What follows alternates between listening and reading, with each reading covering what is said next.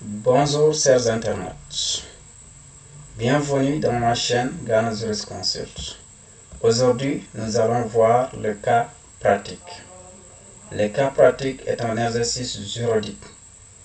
Donc, nous allons voir le cas pratique en théorie et en pratique. Je m'explique.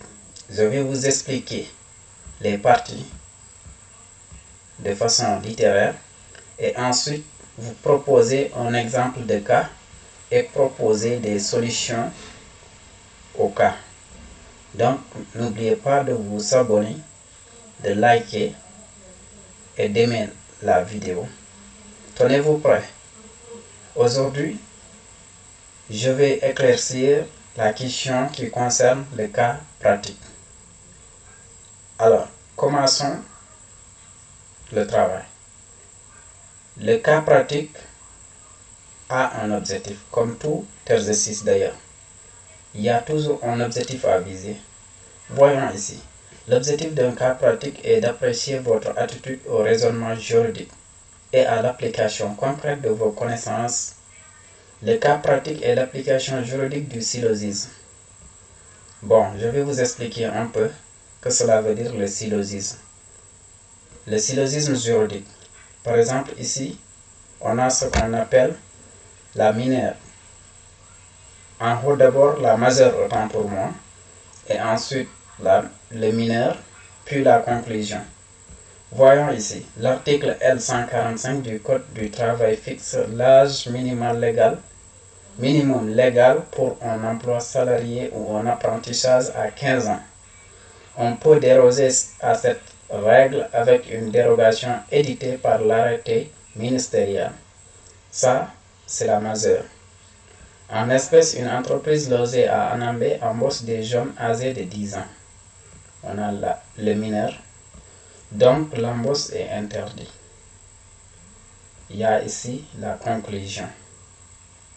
Ça, c'est le schéma du syllogisme. En termes simples, je vais vous expliquer un tout petit peu, donner autant pour moi le syllogisme de Platon. Platon dit, tous les hommes sont mortels. Majeur, Platon est un homme. Mineur, donc Platon est mortel.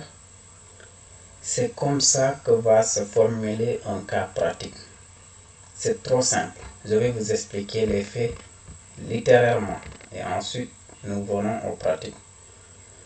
Première partie d'un cas pratique, c'est exposer les faits. Comment on peut exposer les faits? La distinction opérée entre les faits importants et les faits pièges de l'énoncé vous amènera à rédiger un résumé de la situation juridique en fonction de ces éléments déterminants. Ce résumé des faits ne devra contenir que les événements pertinents de l'énoncé et utiles à la résolution du cas pratique. Vous voyez ici, ce sont les événements pertinents. Pour réussir cette partie, je vous donne quelques astuces. Il faut vraiment lire le cas très bien lire le cas. Il faut repérer les éléments inutiles ou superflus pour les écarter. Il faut également repérer les éléments essentiels que vous devez retenir, comme par exemple les dates, les termes, les chiffres. Vous voyez. Donc, c'est une manière de réussir cette partie. Deuxièmement, nous avons la qualification juridique. Comment qualifier juridiquement les faits? La qualification juridique consiste à donner aux faits concernés la tradition juridique qui leur convient et qui doit permettre l'application de la règle de droit. Donc, il est coutume d'utiliser ces termes. Les faits soumis à notre réflexion concernent. La plupart des étudiants utilisent cette phrase. Les faits soumis à notre réflexion concernent. Ça, c'est pour qualifier juridiquement les faits. Vous devez d'abord, en quelque sorte, faire une qualification juridique des faits, c'est-à-dire parler un tout petit peu un langage juridique. Je vais vous donner des astuces là-dessus. Par exemple, on peut dire Salif, âgé de 14 ans, ça devient un mineur. On sait que Salif, âgé de 14 ans, c'est un mineur. Donc, dans le cas, on ne voit pas un mineur. Donc tous ces termes, Salif âgé de 14 ans, doivent être remplacés par un mineur. Vous voyez. Ou bien on peut dire Ablaye qui a acheté une voiture chez son garagiste et qui souhaite s'en débarrasser. Ça va devenir un particulier a conclu une vente avec un professionnel de l'automobile et souhaite annuler le contrat. Vous voyez, ici c'est un langage juridique que vous allez donner dans cette partie-là. Ensuite, le problème juridique. Le problème juridique. Voilà. Le problème de droit est la question de droit que vous posez avant d'y répondre vous-même. Dans le cadre de la solution en droit et de la solution en espèces. Il est coutume de dire la question de droit qui se pose est de savoir, c'était un deux, et de savoir, et ensuite on donne le problème de droit. Imaginez qu'un client vient consulter un avocat. Il lui posera une question très concrète et non une question juridique. Donc, ici, vraiment, il faut poser une question juridique. Il y a des questions terre à terre qui sont des fois posées, vous allez les transformer en des questions juridiques. Par exemple, on dit ici, est-ce que Ramatoulaye peut... Non, je vais donner le nom d'un garçon. Est-ce que Isaga peut adopter Ramatoulaye? Vous voyez, est-ce que Monsieur Isaga peut épouser Ramatoulaye? Tout ça, ce sont des questions en quelque sorte. Il faut traduire ces questions factuelles en questions juridiques. Il s'agit de déterminer le problème de droit. Celui-ci peut figurer explicitement dans le cas. Dans ce cas-là, si le problème de droit se figure explicitement dans le cas, donc il faudra reprendre la question posée. Sur cette partie-là aussi, c'est OK. Vous pouvez reprendre la question posée si vraiment cette question détermine le problème de droit.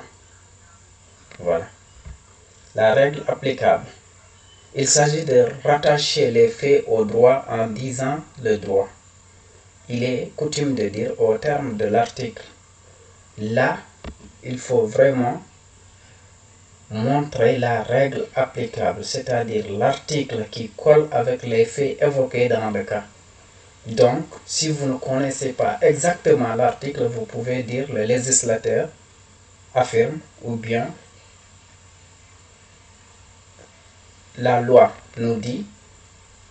Si vous ne pouvez pas citer exactement l'article, mais vous savez le contenu. Voilà. Sur cette partie aussi, c'était ça à signaler. Solution en espèces.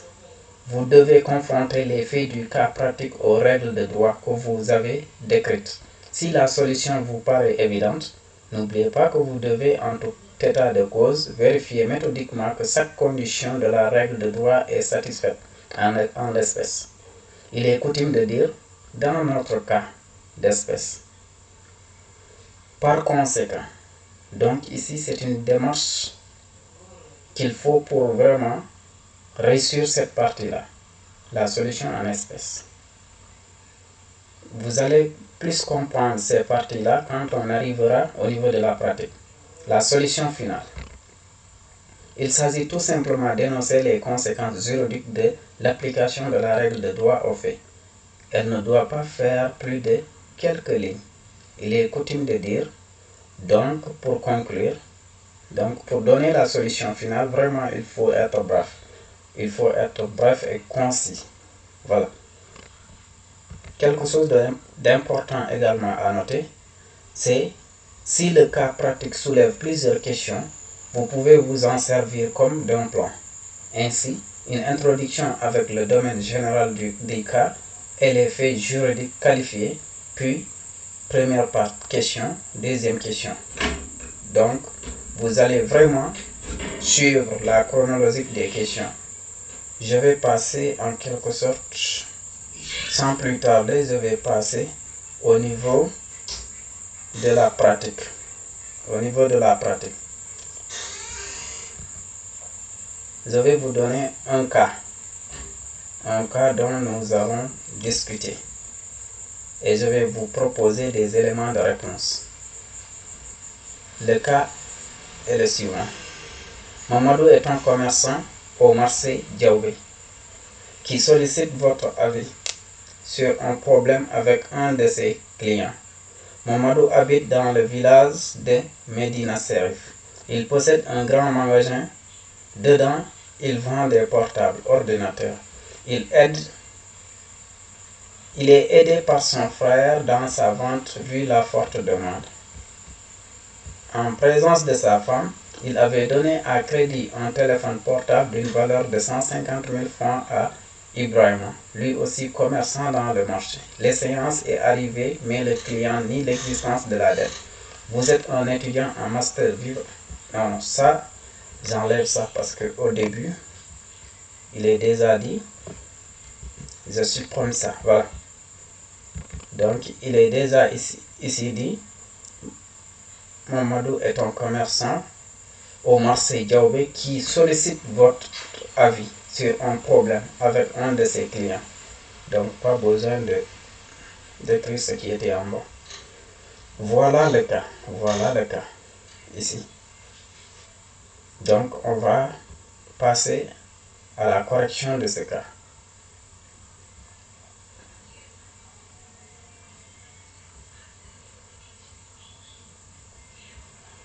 Voilà.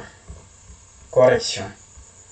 Comme on avait dit un peu plus haut, que le cas est commencé par exposer des faits. On va exposer les faits. En l'espèce, il s'agit d'un commerçant qui, en présence de sa femme, a vendu un téléphone portable pour le prix de 150 000 francs CFA à un autre commerçant. À l'échéance, l'acheteur nie l'existence de la dette. Vous voyez, 3 phrases et demie pour un cas qui fait ces nombres de phrases. Donc, il faut vraiment dire l'essentiel quand on résume les faits. Quand on expose les faits, il faudra donner ce qui est essentiel seulement. Pas besoin de raconter tout ce qui est dans le cas. Qualification juridique des faits. Il est question dans ce cas de la preuve d'une créance qu'un vendeur réclame à l'encontre d'un acheteur. Il convient de savoir qui des deux doit supporter la charge de la preuve. Au terme de l'article 9 du COCC, celui qui prétend être créancier d'une somme d'argent doit en apporter la preuve. Par conséquent, il appartient au vendeur de prouver l'existence de sa créance à l'égard de l'acheteur. Donc ici, on est sur la partie où on nous dit de qualifier juridiquement les faits. Ici, on a qualifié juridiquement les faits à partir de là. À partir de là, d'un acheteur.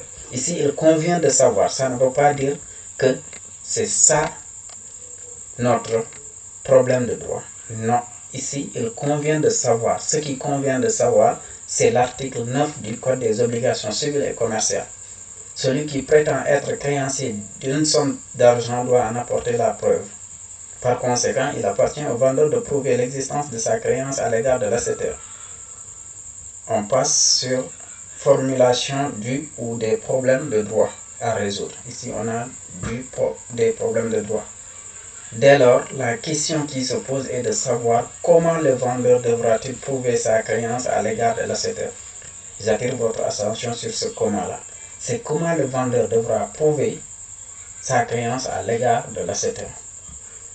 C'est ça notre problème de droit. C'est la question qu'il faudra résoudre. Les règles applicables au principe de solution. Au terme de l'article 14 du Code des obligations civiles et commerciales, il doit être passé devant un notaire ou sous signature privée de toute convention dont l'objet excède 20 000 francs.